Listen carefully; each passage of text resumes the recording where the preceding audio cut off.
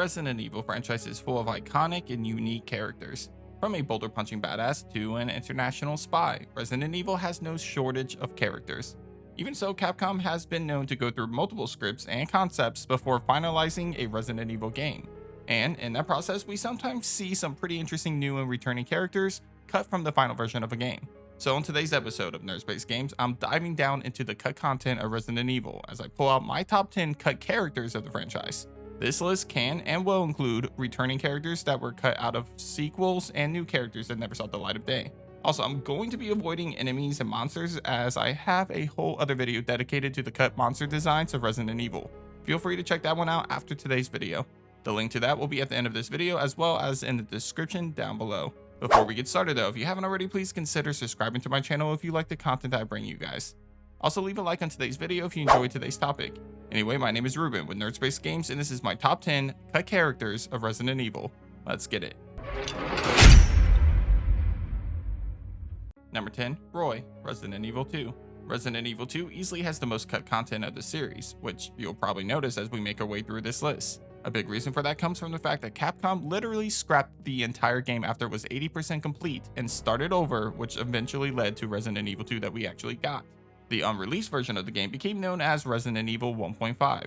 Included in some of the cut content that didn't make it over to the final version of the game were a few characters, including Roy. As Leon's superior within the Raccoon City Police Department, Roy was supposed to be a charming and caring character. A lot of people actually compared his character to that of Rebecca Chambers, despite his status at the station. Unfortunately, by the time we were supposed to meet Roy, he would already be infected, similar to Marvin in the final version of Resident Evil 2. And just like with Marvin, Roy would change into a zombie when we made our way back to him. Roy was eventually cut, and while originally Marvin made it much farther in 1.5 as a side character to the main protagonist, he instead took Roy's spot in being the officer that became infected from a bite prior to the events of Resident Evil 2. Number 9, Dewey, Resident Evil. Considering that the original game started the franchise, obviously Capcom went through multiple concepts before we got the masterpiece that is Resident Evil. One scrap concept was the fact that Resident Evil was going to be a lot lighter than the version that we got. And while a version of both Chris and Jill were always part of the plan, characters like Barry Burton were not. Instead, we almost got two other characters, one of which was Dewey. Dewey was a tall and dark man who was supposed to act as the comedic relief of the group. In fact, it's said that he was inspired by comedian Eddie Murphy. While I do think they made the right decision to remove this character from the game, as his presence would take away from the tension of the atmospheric core of the Spencer Mansion, it is still sad that we didn't get to see him in a future entry. His character probably would have made for a good Resident Evil Outbreak protagonist or even a side character in Resident Evil 2 or 3. Number 8, Tony Redgrave, Resident Evil 4. Not all of the characters on today's list have a tragic ending to their story. Take Tony Redgrave for example. Even though he was cut completely from Resident Evil 4, his personality and character design would later be used to create a new iconic Capcom series as he became Dante in Devil May Cry. Still, the background of Tony Redgrave is something that would have been really interesting to see play out. Sure, it would mean that Leon Kennedy wouldn't have become an icon that he is today, but seeing the son of Oswald E. Spencer as the main protagonist of a Resident Evil game definitely left the door open for a ton of possibilities. Yeah, that's right, Tony Redgrave was supposed to be the son of the man that founded the Umbrella Corporation. Considering that Spencer himself has kind of always been a behind-the-scenes villain, Tony Redgrave could have been the perfect opportunity to bring his character front and center within the Resident Evil games. Still, I'm glad that Capcom chose to use this concept for Devil May Cry as they realized that this hack and slash action gameplay didn't fit the Resident Evil universe at all. Number 7, Gelzer, Resident Evil. Dewey wasn't the only STARS member that was scrapped in favor of Barry Burton and Rebecca Chambers. Enter Gelzer, a human cyborg hybrid that was intended to be a support character in the original Resident Evil.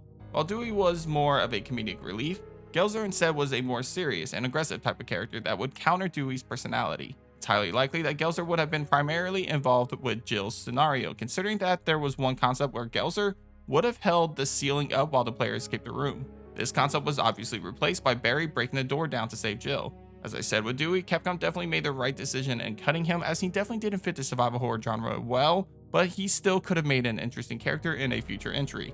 Perhaps part of the action horror trilogy, where he could have been an experiment that either Chris or Leon found and he could have helped them in some way. Hell, maybe in some fucked up alternate reality, Gelzer could be Usanok from Resident Evil 6. Number 6, Merchant, Resident Evil 5. Despite not having a name, the Merchant in Resident Evil 4 is easily one of the most iconic, nameless characters in video games. With some of his one-liners, it's hard not to love this guy, especially since he provides some pretty hardcore weapons for Leon throughout the events of Resident Evil 4 and its remake. Well, what if I told you that there was supposed to be a Merchant in Resident Evil 5 too?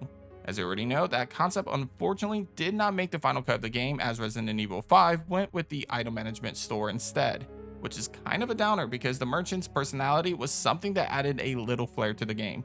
Apparently the Merchant in RE5 was supposed to work similar to the one in RE4, where he would appear in random locations throughout the chapters. One small difference was that the player would be able to steal from the Merchant, but the concept was cut early on. Number 5, John, Resident Evil 2. John is yet another character that appeared in Resident Evil 1.5 before the game was scrapped. However, unlike Roy, John's character design still made the transition over to the final version of the game, as his design was used for Robert Kendo. Still, despite his design being included in Resident Evil 2, John's role was significantly bigger than Robert Kendo's. John was a big supporting character, similar to the way that Barry was to Jill. One of the biggest moments in John's story is his relationship to Roy, the officer that started off today's list. Remember when I mentioned that Roy was already bit by the time that the player found him and that he would become a zombie when we made our way back to him again? Well, John was supposed to be Roy's best friend. And after the player and John found Roy turning into a zombie, John was actually the one that had to put him down. It's an arc for John that definitely didn't transition over to Robert Kendo in Resident Evil 2. Regardless, John definitely had a lot more character development behind him, and honestly, while Kendo's scene is iconic, this is one decision that I felt Capcom did get wrong. Seeing a character like John, aka Kendo, explore more throughout the events of Resident Evil 2 instead of killing them off early on is something that I think would have only improved the game, not hurt it. But hey, we always have the Kendo Cut mod, right? But don't you worry, girlie. You'll be safe in here. I'm keeping a close eye on things. I'm just a woman who fell in love with you. Nothing more.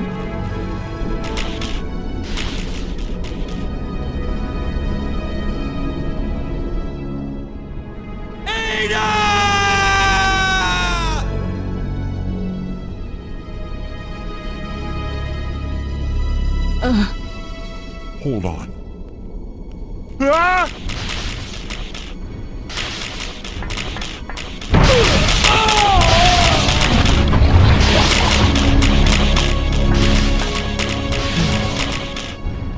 Sorry about that. Number 4, Hunk, Resident Evil Outbreak Files. So up until now, you'll notice that every single character on this list has been a new character that never saw the light of day. In Hunk's case, we obviously did get him in Resident Evil 2, and of course, we got him in Mercenaries for future entries. However, it appeared that Hunk was supposed to be playable in one other Resident Evil game, The Outbreak Files. If you've never had the opportunity to play Resident Evil Outbreak Files 1 or 2, then you're not alone. There's a lot of people that didn't get to experience this game as it was far beyond its time. Originally, Outbreak was intended to be a single game with a total of 18 scenarios. However, during development of the game, Capcom realized that Outbreak was far too long to be a single release, and instead they opted to release it in 3 packages: Outbreak Files 1, 2, and 3. The first 2 would feature 10 scenarios, and the final one would feature the remaining scenarios. Unfortunately, due to the unimpressive sales of the first 2 files, Capcom decided to never release a 3rd file which contained the remaining scenarios for Outbreak. On top of that, it appeared that there were a few characters that were supposed to be in the release with the 3rd file, one of which was the iconic Grim Reaper himself, Hunk. Using a cheat, 2 versions of Hunk could be unlocked and are technically playable, although these versions were never officially released and could only be unlocked via GameShark or mods. These 2 versions were known as Hunk A and Hunk B, the first of which would allow the player to play as Hunk without his iconic gas mask. Resident Evil Outbreak remains as one of the most underrated games of the franchise, and honestly, it was far before its time. My hope is that one day we get an Outbreak Remastered collection with dedicated servers for online play, which of course will include the remaining scenarios that we never got to see, as well as making the Grim Reaper playable. Number 3, Elza Walker, Resident Evil 2. The majority of you guys watching this video right now are probably hoping that Elza Walker claims the number 1 spot, but after thinking about it, there's 2 other entries that I felt like were more impactful and should have been included in their respective games. Focusing on Elza though, she's the final character from Resident Evil 1.5 that didn't make it into the official release of Resident Evil 2. What makes her cut from the official game more impactful than any others is the fact that she was actually supposed to be one of the main characters of Resident Evil 2, prior to Capcom creating Claire in an effort to connect one of the protagonists to Chris Redfield. Elza Walker was the female lead of Resident Evil 2. Elza had one of the more unique designs for a character in the franchise, as she was a blonde motorcycle racer complete with a full tracksuit. Whereas Claire came to Raccoon City looking for her brother, Elza was a new student of Raccoon University and was just arriving for the start of her semester when the outbreak occurred. Clearly, Claire Redfield is an icon of the series, and honestly, she's already underutilized by Capcom as is. With that being said, Elza Walker had enough traits to make her stand out from Claire, and it's unfortunate that her character wasn't used for a future entry or even a cameo in Resident Evil 2 outside of a costume for Claire. Hell, Elza Walker could have made a perfect character for Resident Evil Outbreak, considering that Outbreak focused on random citizens of Raccoon City in different scenarios. Still, it looks like it wasn't meant to be, as the only time we'll ever see Elza used for an official Resident Evil game is if Capcom wanted to give Claire Redfield an alternate costume. Number 2, Barry Burton, Resident Evil 5. The last two characters on today's list focus on returning characters that were planned for sequels but then cut prior to the final release of the game. First, we focus on Barry Burton and the fact that he was initially planned to appear in Resident Evil 5. And yes, I know he was cut from the remake of Resident Evil 3 as well, but technically Capcom never planned to include him since his ending in RE3 Nemesis wasn't considered canon. So I decided not to include it on today's list, but instead focus on the fact that he got cut from Resident Evil 5. Just like RE4, Resident Evil 5 went through a significant amount of changes before Capcom was happy with the final product. From Chris Redfield being the only playable protagonist to Sheva being an AI partner to it eventually becoming a co-op game. Back when Resident Evil 5 was intended to be a single player game though, Chris Redfield would receive backup from old friends of his, Joe Valentine and of course Barry Burton. During this version of the game, Barry Burton would act as a support NPC to Chris throughout the events of Resident Evil 5. The only specific scene leaked regarding Barry's involvement was a scene in which Tricell would unleash 10 to 15 El Gigantes at one time. Barry and Joe would both team up with Chris as NPCs in his fight against them while using heavy artillery to take them down. It was also said that Barry would interact with Chris a few more times throughout the main story of Resident Evil 5. Considering that Wesker was the main antagonist of the game, reuniting the original STARS team as they work together to bring Wesker down once and for all seemed like a fitting moment for each of these characters. I mean, all they would have to do to make this more iconic would have been to bring Rebecca Chambers in as well. Still, Barry, Chris, and Jill were all more connected to Wesker as he was their squad leader, and his betrayal hit harder for them than it did for Rebecca. So for that reason, it's pretty tragic that Capcom decided against reuniting them for the showdown against Wesker. Perhaps we finally get that reunion though with the STARS and Resident Evil 9. I'm still holding out hope for that, honestly.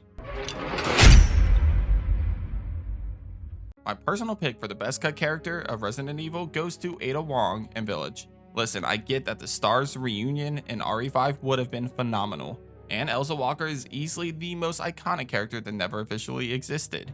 However, there are a few main characters of the franchise that we have yet to see anything from since Resident Evil 6. And even then, with the exception of Chris Redfield, we've only seen the rest of them in CGI movies.